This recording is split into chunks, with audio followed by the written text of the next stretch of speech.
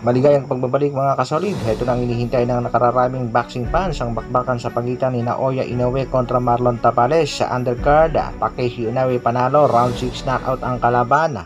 Angas ng Cebu talo din.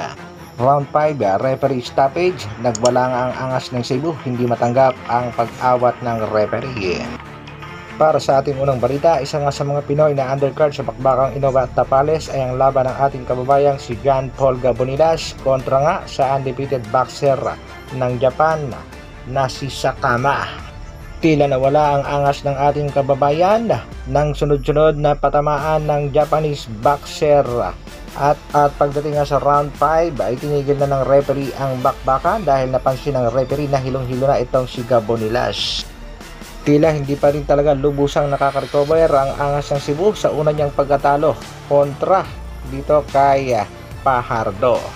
May mga nagsasabi namang early stoppage daw ang ginawa ng referee.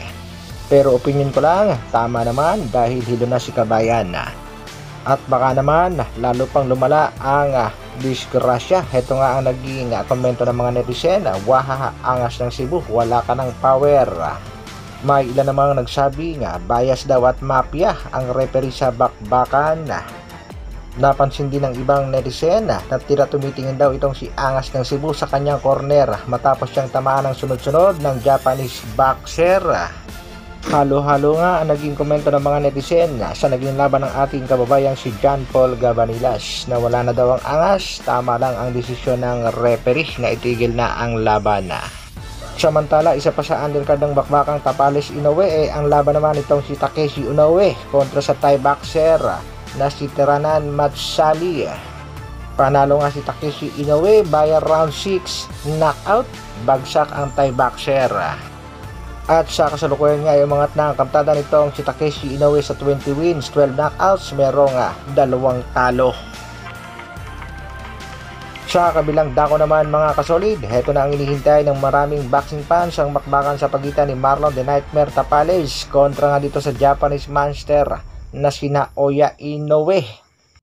Marami talaga nagsasabing dihadong-dihado sa laban ng ating kababayang si Tapales at sigurado daw mananockout lang nitong Japanese monster na si Naoya Inoue. Kaya heto mga kasolid, panoorin natin ang kaunting fight highlight sa bakbakan ni Naoya Inoue kontra Marlon The Nightmare Tapales.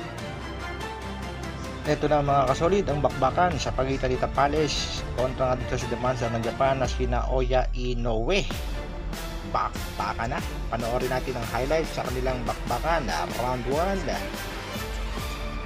Magandang pinapakita dito ng ating kababayang si Marlon The Nightmare Tapales. Distansya lang at hindi nakikipagsabayan sa Japanese monster. Pag ganito ang ginawa ni Tapales hanggang dulo, may pag-asang manalo ang ating kababayan. Kaya walang bibitaw mga kasolid, tutok lang tayo sa bakbakan sa pagitan nga nitong Japanese monster at ng ating pangbatong si The Nightmare Marlon Tapales.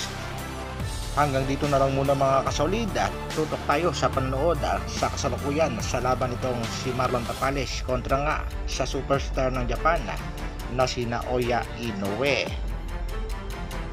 Maraming salamat sa patuloy na pagsuporta at panonood. Mabuhay, Dr. Alvin Vlogs.